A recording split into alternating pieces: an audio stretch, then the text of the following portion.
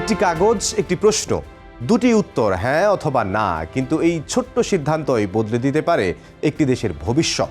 এটাই গণভোট। 2026 সালের 12 ফেব্রুয়ারি বাংলাদেশে শুধু জাতীয় নির্বাচন নয়, একটি জাতীয় গণভোটও হতে যাচ্ছে। আজ জানাবো গণভোট কি, বাংলাদেশে কতবার গণভোট হয়েছে এবং 2026 সালের গণভোটে কি কি সিদ্ধান্ত নিতে যাচ্ছে জনগণ। গণভোট হলো এমন একটি প্রক্রিয়া যেখানে দেশের জনগণ সরাসরি কোনো গুরুত্বপূর্ণ রাষ্ট্রীয় বা সাংবিধানিক বিষয়ে মতামত দেয়।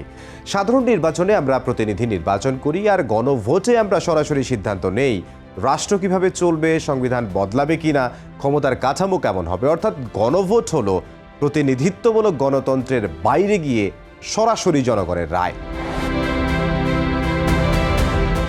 বাংলাদেশে এখন পর্যন্ত 3 বার জাতীয় গণভোট অনুষ্ঠিত হয়েছে।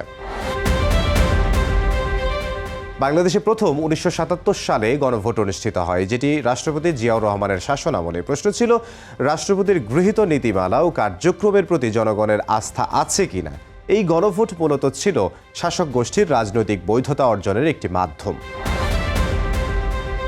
1985 সালে রাষ্ট্রপতি হুসাইন মোহাম্মদ এরশাদের শাসনামলে গণভোট অনুষ্ঠিত হয়, যা ছিল বাংলাদেশের ইতিহাসে দ্বিতীয় গণভোট। উদ্দেশ্য ছিল সামরিক শাসনের অধীনে তাঁর রাজনৈতিক কর্মসূচির অনুমোদন নেওয়া।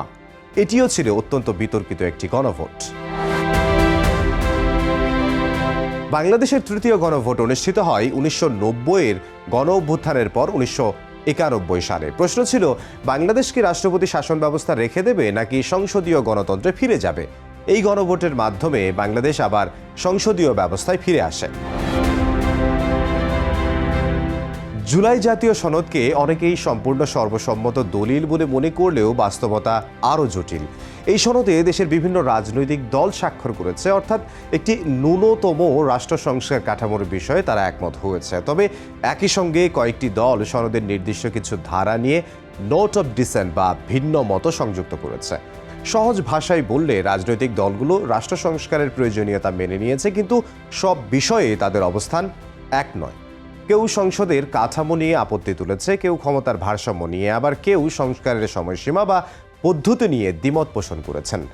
এই কারণেই সরকার চাইছে এই বিতর্ক শুধু রাজনৈতিক দলগুলোর মধ্যে সীমাবদ্ধ না রেখে সরাসরি জনগণের হাতে চূড়ান্ত সিদ্ধান্ত তুলে দিতে।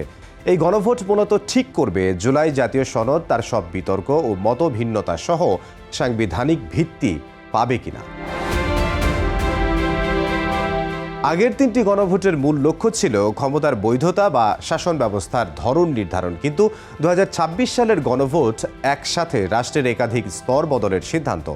গণভোটে থাকবে মাত্র একটি প্রশ্ন, আপনি কি জুলাই জাতীয় সনদ এবং সংবিধান সংস্কার বাস্তবায়ন আদেশ 2025-এর প্রতি সম্মতি দিচ্ছেন।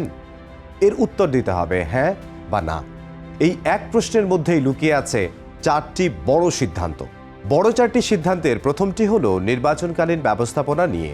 ভবিষ্যতে নির্বাচনকালীন তত্ত্বাবধায়ক সরকার, নির্বাচন কমিশন এবং অন্যান্য সাংবিধানিক প্রতিষ্ঠান সবই গঠিত হবে জুলাই জাতীয় সনদ অনুযায়ী। অর্থাৎ নির্বাচনের সময় আর ক্ষমতাসীন সরকার একা সব নিয়ন্ত্রণ করবে না। দ্বিতীয়টি হচ্ছে বাংলাদেশের সংসদ হবে 2 কক্ষের, একটি নিম্নকক্ষ যা বর্তমান জাতীয় সংসদ, আর একটি 100 সদস্যের উচ্চকক্ষ।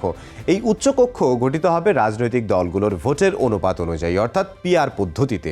ভবিষ্যতে সংবিধান পরিবর্তন করতে হলে এই উচ্চকক্ষের অনুমোদন লাগবে, মানে সংবিধান আর একক দলের হাতে থাকবে না। তৃতীয় সিদ্ধান্ত হলো জুলাই জাতীয় সনদে যেসব বিষয়ে রাজনৈতিক দলগুলো একমত হয়েছে সেগুলো বাস্তবায়ন করতে বিজয়ী দল বাধ্য থাকবে। এর মধ্যে রয়েছে সংসদের নারী প্রতিনিধিত্ব বাড়ানো, বিরোধী দল থেকে ডেপুটি স্পিকার নির্বাচন করা, প্রধানমন্ত্রীর মেয়াদ সীমা, বিচার বিভাগের স্বাধীনতা, শক্তিশালী স্থানীয় সরকার। অর্থাৎ নির্বাচনের পর প্রতিশ্রুতি ভাঙার সুযোগ কমে যাবে। 4 নম্বর সিদ্ধান্ত হলো জুলাই সনদে থাকা অন্যান্য সংস্কার প্রস্তাবও বাস্তবায়নের সুযোগ থাকবে। এটি ভবিষ্যতের রাষ্ট্র সংস্কারের জন্য একটি সাংবিধানিক দরজা খুলে দেয়। যদি হ্যাঁ জয়ী হয় তাহলে সংবিধান সংস্কার পরিষদ গঠিত হবে, 180 কার্যদিবসের মধ্যে সংবিধান সংশোধন, 30 দিনের মধ্যে উচ্চকক্ষ গঠন, জুলাই জাতীয় সনদ সংবিধানের অংশ হবে।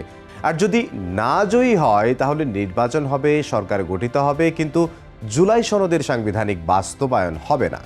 সংস্কারের বিষয় আবার রাজনৈতিক আলোচনায় ফিরে যাবে।